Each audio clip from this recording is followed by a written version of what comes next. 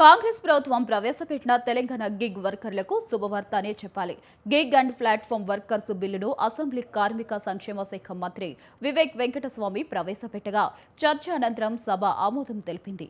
Bill app ఆధారిత వర్కర్ల సంక్షేమాన్ని దోహదపడుతుందని అంటున్న తెలంగాణ ప్లాట్ఫామ్ అండ్ గిగ్ వర్కర్ల అసోసియేషన్ ప్రెసిడెంట్తో మా ప్రతినిధి విశాల్ ఫేస్ టు ఫేస్. ప్రస్తుతం మనతో పాటు Telangana gig and platform workers association president Salahuddin ఉన్నారు. వారిని అడిగి తెలుసుకుందాం.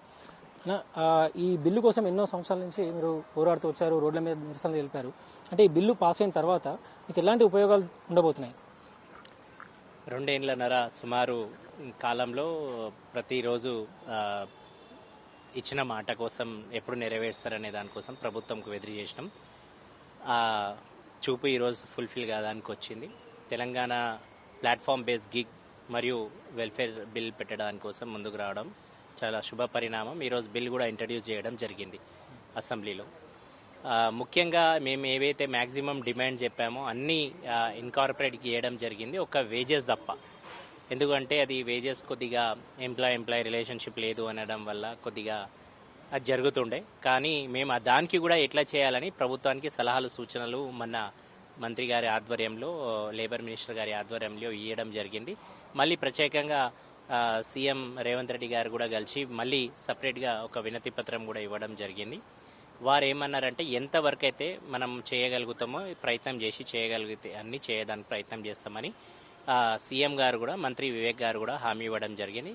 దాంతోపాటు ఈరోజు బిల్లు ఇంట్రడ్యూస్ చేయడం తెలంగాణ గిగ్ మరియు ప్లాట్ఫామ్ వర్కర్స్ల యూనియన్ తరఫున చాలా శుభ పరిణామం. ఇందులో ముఖ్యంగా రావాల్సిన రోజుల్లో ESIC, PF, health, maternity, pension లాంటి మెయిన్ ఈ హక్కులు వాళ్ళకి దొరుకుతాయి. ఇంకొకటి మెయిన్ ఏంటిదంటే ఈ బిల్లు ముఖ్యంగా మనం మాట్లాడుకుంటే ఐడిల్ బ్లాక్ అయిపోతుండే చాలామంది డ్రైవర్లది, డెలివరీ బాయ్లది, అర్బన్ కంపెనీ వర్కర్లది, వీళ్ళకందరికీ కూడా అక్కడ డ్యూ ప్రాసెస్ అనేది ఉంటుంది. అంతేకాకుండా వీళ్ళ వెల్ఫేర్ కోసం ఏ ప్లాట్ఫామ్ కంపెనీస్ అయితే ఉన్నాయో ఆ ప్లాట్ఫామ్ కంపెనీలు వల్ల వెల్ఫేర్ కోసం గవర్నమెంట్ ఏదైతే నిర్ధారిస్తుందో పేఅవుట్ 2%, 3%, 5% ఎంత అయితే అంత ప్రభుత్వం డిసైడ్ చేస్తుందో దానివల్ల ఒక బోర్డు వస్తుంది. ఆ బోర్డు వల్ల ఈ సంక్షేమ పదాలన్నీ అందుతాయి.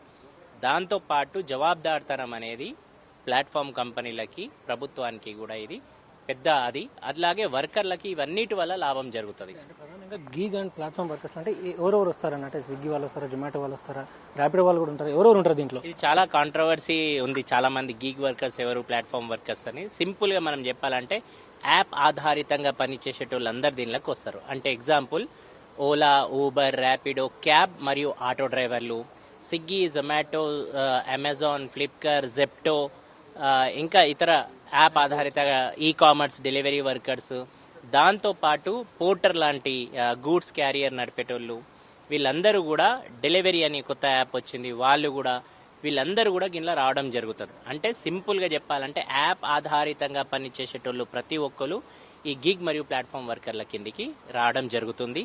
ఈ బిల్లో ఇది చాలా స్కోప్ ఉన్న బిల్. ఇది రానున్న రోజుల్లో కూడా దీనిలో ఈ పథకాలు, సంక్షేమ పథకాలు అనేది ప్రతి ఒక్క డ్రైవర్లకు, డెలివరీ బాయ్లకి, హోమ్ బేస్ వర్కర్లు ముఖ్యంగా మనం చూసుకుంటే చాలా మంది అర్బన్ కంపెనీలో స్పా, బ్యూటీషియన్, ఎలక్ట్రీషియన్, ప్లంబర్గా పనిచేస్తున్నారు. వాళ్ళకి కూడా ఈ బిల్ వల్ల చాలా లాభం రావడం. ఎందుకంటే వాళ్ళు కూడా గిగ్ వర్కర్సే కాబట్టి వాళ్ళ ఐడీస్ బ్లాక్ 50,000 వేల రూపాయలు ఇన్వెస్ట్మెంట్ వాళ్ళు పెట్టి వాళ్ళ ఐడీస్ బ్లాక్ కావడము, దాని తర్వాత వాళ్ళకి చెప్పుకోవడానికి ఎక్కడ గ్రీవియన్స్ లేకపోవడం, దాంతోపాటు వాళ్ళ ఫేర్స్ తక్కువ ఇవ్వడము. అది ఓలా, ఊబర్, ర్యాపిడో కంపెనీలు ఇంతకుముందు ఇచ్చే 35 రూపాయలు ఇచ్చుండేది, ఓలా, ఊబర్ ఇంకా ఇచ్చేది. కానీ ఇప్పుడు ఆ రేట్లన్నీ రోజు రోజుకి దిగజారిపోతున్నాయి. కాబట్టి దీనికి ఎట్లా నిరంతరణలు తీయగలుగుతాం? ఈ ప్లాట్ఫామ్ కంపెనీలు ఎక్కడ అకౌంటబిలిటీ ఉంటాయి, డేటా ఏంటిది, వీళ్ళు డేటా షేర్ చేయాలి. ఇప్పుడు ప్రభుత్వానికి ఎంతమంది వర్కర్లు అయితే వాళ్ళ వెల్ఫేర్ కోసం ఉన్నదో ఆ ప్రభుత్వం కూడా దానికోసం ఆలోచిస్తూ ఆ వెల్ఫేర్లో సోషల్ సెక్యూరిటీ అంతా వేస్తారు. కాబట్టి ప్లాట్ఫామ్ కంపెనీలు ఎప్పుడైతే బిల్ ఆమోదం పొందుతుందో ఆమోదం పొందిన ఒక నెల రోజుల లోపటే దీనికి రూల్స్ అయిపోయి ఇమీడియట్గా ఇది మన ఏమంటారు మళ్ళీ క్యాబినెట్ అప్రూవల్ తీసుకొని వెల్ఫేర్ బోర్డు తయారు చేయడం జరుగుతుంది. ఆల్రెడీ కర్ణాటకలో కూడా మన ఫస్ట్ వెల్ఫేర్ బోర్డు మీటింగ్ అయింది. మా హోప్ ప్రకారంగా మా అందరి విజ్ఞప్తి ప్రభుత్వానికి లాస్ట్ విజ్ఞప్తి ఏంటిదంటే ఎంత తొందరగా అయితే అంత తొందరగా దీనికి ప్రవేశపెట్టి చేసి అన్ని చట్టం చేసి పొలిటికల్ పార్టీలు అన్నీ కూడా దీనికి సహకరించి మద్దతు తెలిపి వీళ్ళందరూ తెలుపుతారని కూడా నేను ఆశిస్తూ, దీంతో పాటు ముఖ్యంగా ఒక విషయం ఏంటిదంటే మేడే కార్మికుల దినోత్సవంకి ఫస్ట్ బోర్డు మీటింగ్ అయ్యేటట్టుగా అనౌన్స్ చేయాలని కోరుతున్నాం.